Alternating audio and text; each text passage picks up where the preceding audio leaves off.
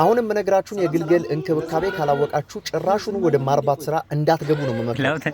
ዛሬ የምነግራችሁ እንዴት የግልገልን ጤና እንጠብቃለን ወይም ደግሞ አስቸኳይ ባለሙያም ለመጥራት ሊሆን ይችላል ራሳችሁ ህክምናም ለመስጠት ቀላል የሆነ ቲፕ ነው ማሳያችሁ። እኔ የማደርገውን ብቻ መከተል ነው የሚጠበቅባችሁ። ቪዲዮውን አስደግፌ አቀርብላችኋለሁ። በመጀመሪያ ደረጃ ሁለቱም ግልገሎች በ11ኛ ዙር ጉብኝት ላይ የተወለዱ ናቸው። በጣም በሰዓታት ውስጥ ነው ይሄን ቪዲዮ እየሰራሁላችሁ ያለሁት። ያ ማለት በጣም እንድትረዱ ለማድረግ ማለት ነው። እነዚህ ሁለቱም ግልገሎች ወንድ ናቸው። አንደኛው 3.3 ኪሎ ነው፣ አንደኛው ደግሞ 3 ኪሎ ነው። ይሄ ነጩ የምትመለከቱት ብሬ ነገሩ 3.3 ኪሎ ነው። እቺኛዋ ደግሞ ቀይዋ 3.3 ኪሎ ናቸው። ሁለቱም ወንዶች ናቸው። አሁን እያደረኩ ያለሁትን ተመልከቱ። አፋቸው ውስጥ እየከተትኩት ነው እጄን። ሁለት ነገር ቼክ አደርጋለሁ። አንደኛው ቼክ የማደርገው ነገር ምንድነው የመጥባት አቅማቸው ምን ያክል አለርት ናቸው፣ ምን ያክል አክቲቭ ናቸው የሚለውን ቼክ ለማድረግ። ሁለተኛ አፋቸው ውስጥ እጄን በማደርግበት ሰዓት የሰውነት ሙቀታቸው መለካት እችላለሁ፣ በኔ ሙቀት መሰረት ማለት ነው። ይሄ ራሱ የሆነ ካልኩሌሽን አለው። ወደ በኋላ ላይ ሰፋ አድርጌ አነሳላችኋለሁ። ነገር ግን አንደኛ ምናልባት ሬክታል ቴርሞሜትር ባይኖረን እንኳን ቼክ የምናደርገው በራሳችን የሙቀት ሁኔታ እንለካለን። ሁለተኛ ነገር አፋቸው ውስጥ በማድረግ ማለት። ሁለተኛ ነገር ደግሞ የመጥባት አቅማቸውንና በትክክል እንገሩን መውሰድ ይችላሉ።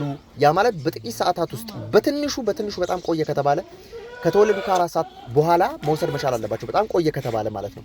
ያ ማለት አንዳንድ ፍየሎች እንግዲህ ሲወለዱ የተለያየ አይነት ጉዳት ሊደርስባቸው ይችላል። መቆም አለመቻል ሊኖር ይችላል፣ መድከም ሊሆን ይችላል፣ መጥባት አለመቻል፣ አፍ መክፈት አለመቻል ሊሆን ይችላል። እነዚህ ነገሮች ይከሰታሉ። ተመልከቱ ይሄን ግልገል እንግዲህ ከተወለደ ግፋቢል 2 ሰዓት አካባቢ ቢሆነው ነው። ስለዚህ መስፈርቱንም አሟልተዋል ማለት ነው። አንድ ፍየል ከተወለደ በ2 ሰዓት ውስጥ ቆሞ መራመድና ራሱ መጥባት መቻል አለበት። ይሄ ሙሉ በሙሉ ስታንዳርዱ ነው። ሁለተኛ በትክክል ደግሞ ከነዚህ አይነት ፍየሎች ሌላ ነገር የምንረዳው ጉዳይ ምንድነው? ፍየሎች ሲወለዱ ምናልባት ፍጋቸው ወይም ደግሞ ኩሳቸው አረንጓዴ ሊሆን ይችላል፣ ጥቁር ሊሆን ይችላል የመጀመሪያው። ከጠቡ በኋላ ግን ወደ ቢጫ ይቀየርና በጣም ጤናማ ናቸው። ወይም ደግሞ ይሄ በጣም የሚለጠፍ እዚህ ፊንጢጣቸው አካባቢ ላይ የሚለጠፍ አካባቢ ይሆናል። ያ በጣም ጤናማ የሚባል ነው። እጥበት፣ ንጽህና ያስፈልጋቸዋል። በሚቀጥለው ግን ሙሉ ደረቅ የሆነ ነገር መጣል ይጀምራሉ። ራሱ ቢጫው ሆኖ ማለት ነው። ቢጫ የጤንነት ምልክት ነው። ይህንን ማረጋገጥ ያስፈልጋል። ሁለተኛ አይን አካባቢ አለማልቀስ። ከዚህ በተጨማሪ ደግሞ የእትብት ቶሎ መድረቅ መቻሉ እንደ መስፈርት የሚቀመጥ ነው። ከዚህ በተጨማሪ ደግሞ ሽንት መሽናት መቻል፣ እንዳልኳችሁ ፍግ መጣል መቻል። እነዚህ ሁሉ በጣም በአጭር ሰዓት ውስጥ የሚከናወኑ ነገሮች ናቸው። አንዱ ቢቀር ጤንነት የተጓደለበትን ሁኔታ ልንገምት እንችላለን ማለት ነው። ስለዚህ ከዚህ ጋር ተያይዞ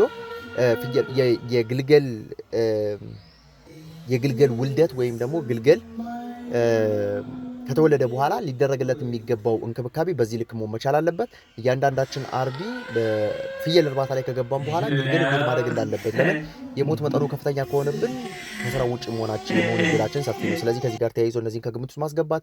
በቀጣይ እስክንገናኝ ሰላም።